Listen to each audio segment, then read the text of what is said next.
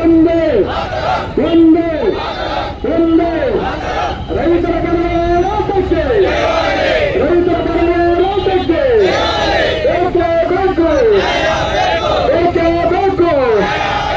ಏನೇ ಬರಲಿ ಏನೇ ಬರಲಿ ಯಾತಕ್ಕಾಗಿ ಹೋರಾಟ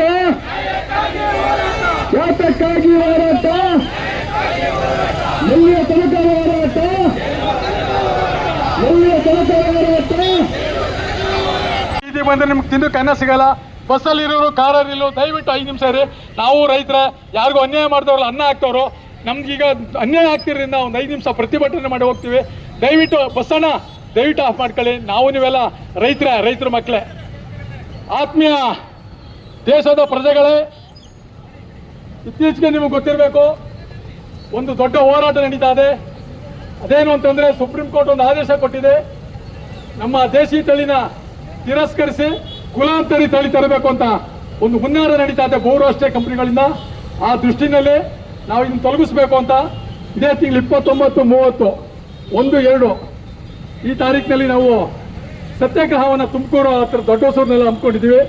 ಆ ಹೋರಾಟಕ್ಕೆ ನಾವೆಲ್ಲ ಹೋಗ್ಬೇಕು, ರೈತರನ್ನ ಜಾಗೃತಿ ಮೂಡಿಸಬೇಕು ಅಂತ ಇವತ್ತು ಪ್ರತಿಭಟನೆ ಹಮ್ಮಿಕೊಂಡಿದ್ದೀವಿ. ಇದು ಸಂಪೂರ್ಣ ಸಾವಯವ ಕೃಷಿಕ ಸಂಘದ ವತಿಯಿಂದ ರೈತರನ್ನ ಜಾಗೃತಿಗೊಳಿಸುವಂಥ ಕಾರ್ಯಕ್ರಮ.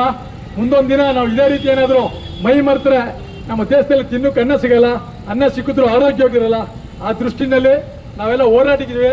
ಬರೀ ರೈತರು ಹೋರಾಟನೇ ಅಲ್ಲ, ಪ್ರತಿಯೊಬ್ಬ ನಾಗರಿಕರು ಸಮಸ್ತ ಎಲ್ಲ ಸಂಘ ಸಂಸ್ಥೆಯವರು ಬಂದು ಕೈ ಜೋಡಿಸಿದ್ರೆ ಈ ಒಂದು ಕಾನೂನನ್ನು ನಾವು ಜಾರಿಗೊಳಿಸಲಿಕ್ಕೆ ವಿಫಲಗೊಳಿಸ್ಬೋದು. ಅದಕ್ಕೊಂದು ಕಾರಣ ಕೊಟ್ಟಿದ್ದಾರೆ ಸುಪ್ರೀಂ ಕೋರ್ಟ್, 4 ತಿಂಗಳು ಅವಕಾಶ ಕೊಟ್ಟಿದ್ದಾರೆ. ಆ 4 ತಿಂಗಳಲ್ಲಿ ರೈತರು ಹೋರಾಟ ಮಾಡಿದ್ರೆ ಇದನ್ನ ತಿರಸ್ಕರಿಸ್ತಾರೆ. ರೈತರನ್ನ ಸುಮ್ಮನಿದ್ರೆ ಇದನ್ನ ಕಾನೂನು ಜಾರಿಗೊಳಿಸಿದ್ರೆ ನಾವು ಬಹುರಾಷ್ಟ್ರೀಯ ಕಂಪನಿಗಳ ಕೈ ಕೆಳಗೆ ದಾಸರಾಗಬೇಕೈತೆ. ರೈತರ ಜೀವನ ಕಡುಕಷ್ಟಕ್ಕೆ ಸಿಗಾಕೋತದೆ. ರೈತರು ಕಡುಕಟ್ಟು ಸಿಗಾಕೊಂಡ್ರೆ ಆಹಾರಗಳು ಸಿಗಲ್ಲ. ಆ ದೃಷ್ಟಿನಲ್ಲಿ ನಾವು ಈ ಕಾರ್ಯಕ್ರಮ ಹಮ್ಮಿಕೊಂಡಿದ್ದೀವಿ. ನಿಮ್ಗಳ ಸಹಕಾರ ಬೇಕು ಅಂತ ಹೇಳ್ತಾ ಈಗ ಕೆಲವು ಮುಖಂಡರುಗಳು ಮಾತಾಡ್ತಾರೆ. ದಯವಿಟ್ಟು ಇನ್ನು ಮುಂದೆ ಈಗ ನಾವು ಸರ್ಕಾರನ ಕಣ್ತರಿಸಕ್ಕೆ ಹೋಗ್ತಾ ಇದ್ದೀವಿ.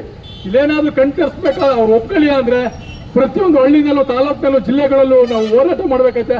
ಆ ಸಂದರ್ಭದಲ್ಲಿ ನೀವುಗಳು ಹೋರಾಟಕ್ಕೆ ಬನ್ನಿ. ಯಾವುದೇ ರಾಜಕೀಯದ ಒಂದು ಇದೆಲ್ಲ ನಾವು ಪಕ್ಷಾತೀತವಾಗಿ, ಜಾತ್ಯತೀತವಾಗಿ, ಧರ್ಮಾತೀತವಾಗಿ ಎಲ್ಲರೂ ಒಗ್ಗಟ್ಟಿನ ಮಾಡ್ತಾ ಇದ್ದೀವಿ. ಅದನ್ನು ದಯವಿಟ್ಟು ಎಲ್ಲ ತಿಳ್ಕೊಳ್ಳಿ ಅಂತ ಹೇಳ್ತಾ ಯಾರು ಬರಬೇಡಿ. ನಾವು ಯಾರು ಕರಿತೀವಿ ಅವ್ರಿಗೊಂದು ಭಾಷಣ ಮಾಡಬೇಕು. ಮೊದಲನಾಗಿ ನಮ್ಮ ಭಾರತೀಯ ವಿದ್ಯಾಸಂಸ್ಥೆಯ ನಂಜೇಗೌಡರು ಬಂದು ಮಾತಾಡಬೇಕು ಅಂತ ಕೇಳ್ಕೊತೀವಿ.